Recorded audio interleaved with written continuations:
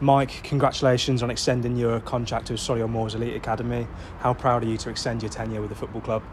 Yeah, definitely. I mean, it was a no-brainer for me. We've had a really successful couple of years, 3 years, I think now, where everything that we've set out to do, we've kind of achieved. So moving from that now, obviously staying past what the original plan was, is now what's next. And I think that for me and my journey, I think that it mirrors the direction the club's going in. I've had some good conversations inside the building, and I've alluded to it before, where relationships are really key, and those key relationships inside the club are strong.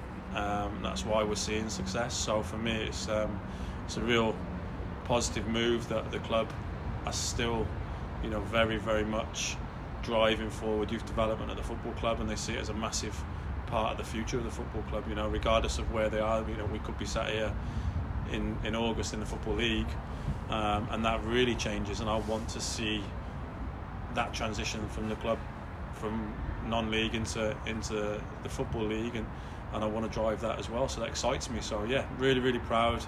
But I haven't done it on my own. There's been lots of people that have been in and around it with me, driving standards, and the success is a lot down to everyone, really, not just myself. But obviously, from a personal point of view, it's nice to be recognised and given the opportunity to stay at a fantastic football club.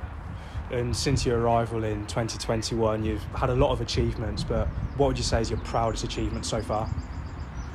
That's a tough question, really tough question, because obviously you'd go down the route of saying, look, the league successes and the cups, because they're visually they're the ones that stand out to people. You could say that people getting pro contracts and getting in the first team and those kind of things,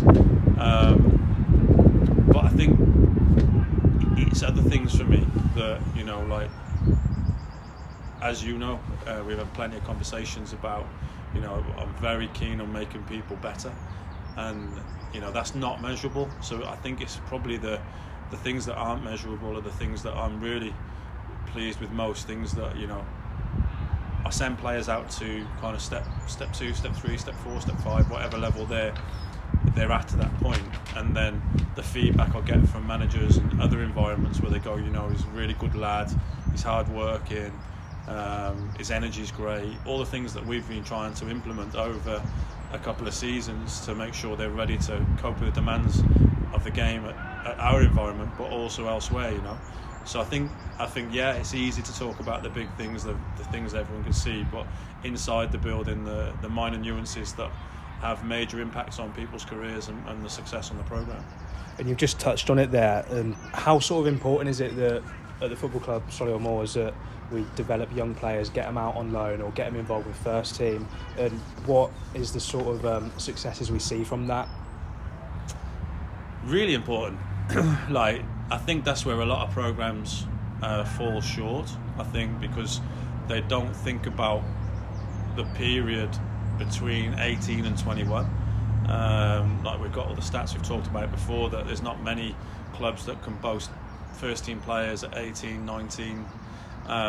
So you've got to be able to provide a programme where you're caring for them and you're still developing these players in I think a really key time for them, because they're trying to find their feet in football, and a lot of programmes don't do that. They kind of have a reserve team or a 21s playing in a standard of football that isn't going to get them to the levels they need to. So each player that comes into the building, it's important that when we talk about pathways, a lot of places talk about pathways and we talk about it a lot, but what does a pathway look like, and how do these players go through the pathway, and how is it measured and how is it monitored? And I think they're the key bits. So having a development programme and a development model like we've got, where a player comes in, he's assessed and monitored, then we get him out to a level playing men's football to see where he fits within that, and then once that's been something that's been ticked off, we can move him along that chain of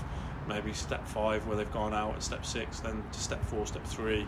Once they've done that, and you've seen that this season with your likes of Finn Howell at Bromsgrove, and Tyler, and then Joel, and Kian and Moggs. They're all out at step 3 doing well, and we're getting rave reviews.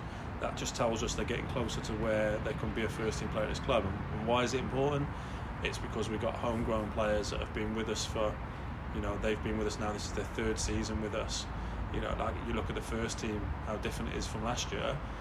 These boys have been here for 3 years, and because we're aligned in terms of our principles, we've got players that are ingrained into the club. When they get to 21, that they almost don't need coaching because they've been coached for a long time within the environment, and it's a smooth transition into that. And if we can have 4 or 5 players in the first team, it helps massively. There's a great identity within the club then that fans can kind of have an affinity with the club and the players who are playing on the pitch because they're local. We're not bringing them in from all over the place, So loads of benefits from having it, and obviously we've got to have that buy-in from above, and we definitely do. And for some players that are looking from the outside, they might be at academies, and their time might be coming to an end there. What does the future for them could potentially look like with Solihull Moors? We've got, on Monday we've got trials, Wednesday we've got trials. I say trials, but they're being recruited. It's been an ongoing process, so we're trimming that down, and we'll be talking about what it looks like on day 1 when they come into the building. A lot of players that come out of academies, you spend the first couple of months repairing damage that's been done over the last year or so. In terms of being released, and then there's GCSEs. It's a really key time for them coming into the building, but the successes speak for themselves. That's why it's so good for people like Moggs to Moggs' successes, and playing in the first team regular, and the boys all scoring in the first team recently. They kind of do our job for us, because they just go, well, actually they were in my position maybe 2 years ago, 3 years ago. That could be me, as long as we follow the same kind of actions that we've done over the last 2.5 years. And if they apply themselves correctly, and that's what it comes down to. They come in. I've got players this season that is still now, we're probably 7 months in, correcting behaviours and attitudes and applications to understand that actually, you know what, you have got ability, you've been in good places, but you're not ready to be trusted to be doing the things we need to. So they need to learn how to conduct themselves, how to apply themselves, and give literally everything, because fundamentally it's about the basics. If they do the basics well and work hard, they'll have a career in the game, and the rest will come out afterwards.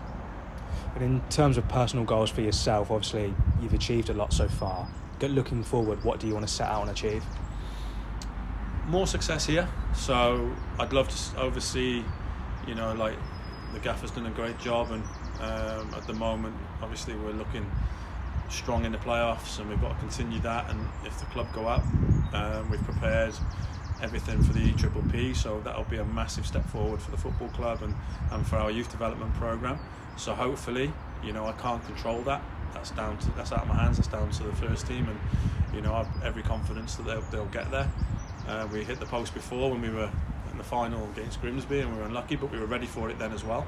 But that would change everything for us, and I think that's something that, for me professionally, would be a really good challenge and a step forward for me. So that's the first thing, and then kind of keep developing. Like, we've gone from having an academy to having a YPP program, and loads of other different areas that we're progressing around the football club to make the offering that we give a player that comes into the club better. And then past that, it's difficult. My ambitions personally, once I've committed to a contract like I have, I've got no thoughts of what happens after that. Really, it's just being the best I can be here, keep learning, because I think that's the biggest thing. I watch a lot of coaches, and they just referee training sessions, and they oversee training sessions, and there's got to be more coaching. So me learning to make sure I can keep making my players better every day, I think that's my main ambition and goal at the moment. And last of all, what makes the Moors Elite Academy stand out, and why is it so successful?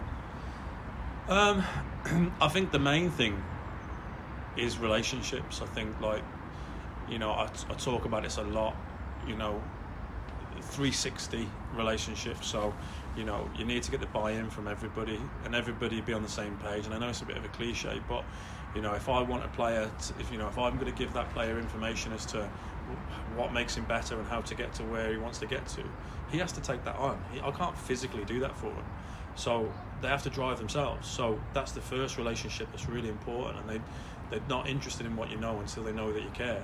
So building those personal relationships with players is key. Then the parents, obviously, we'll know academy parents can be notoriously difficult to deal with, so that's something that you have to manage expectations, be clear in what targets you're setting for each player, the IDPs that we set, make sure they're following those and they understand them, so you get the buy-in from them.